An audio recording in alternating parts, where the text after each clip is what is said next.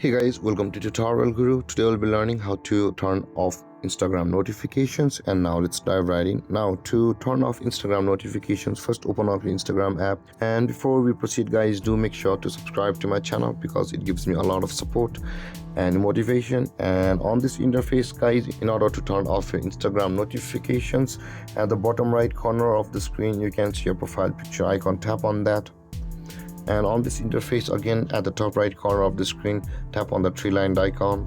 And over here guys, on this interface you can see your notifications option available just below your activity.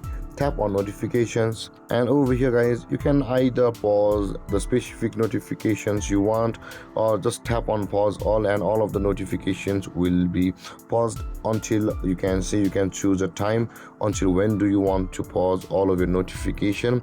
And with that being done guys, all of your notifications from Instagram will be turned off. And guys, this is how to turn off Instagram notifications.